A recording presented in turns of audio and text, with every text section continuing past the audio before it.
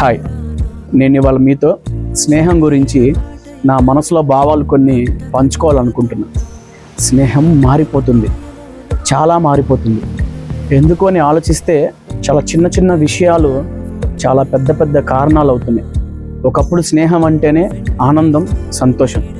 WhatsApp వచ్చిన కొత్తల్లో friends తోటి గ్రూప్ క్రియేట్ చేసుకొని ప్రతిదీ షేర్ చేసుకునేవాళ్ళు. ఎంతో దూరంగా ఉన్నా కూడా చాలా దగ్గరగా ఉన్నట్టు అనిపించేది. ఒక్కరోజు మాట్లాడుకోకపోయినా కూడా ఏదో మిస్ అయిన ఫీలింగ్ ఉండేది. కానీ ఇప్పుడు నెలల తరబడి మాట్లాడకుండా ఉంటున్నాం. అర్థం లేని మౌనం. ఎందుకంటే మనల్ని కనెక్ట్ చేస్తుంది అనుకున్న సోషల్ మీడియానే మనల్ని దూరం చేస్తుంది. సినిమా, పొలిటికల్ డిస్కషన్స్ వాట్సాప్లో బాగా పెరిగాయి.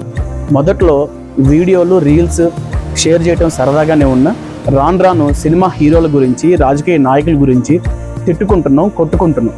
అసలు నిజమో కాదో తెలియని ఒక రీల్ గురించి నిజమైన స్నేహాన్ని పక్కన పెడుతున్నాం.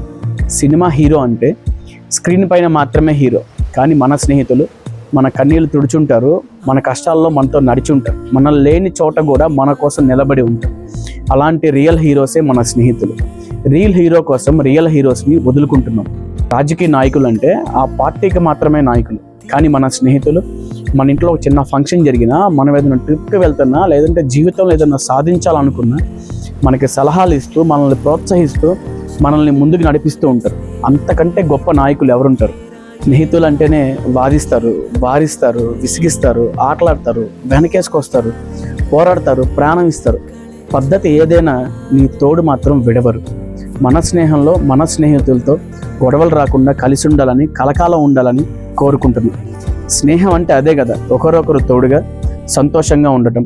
నా ఈ ఆలోచనలను మీ స్నేహితులతో పంచుకోండి, మళ్ళీ దగ్గర అవ్వండి.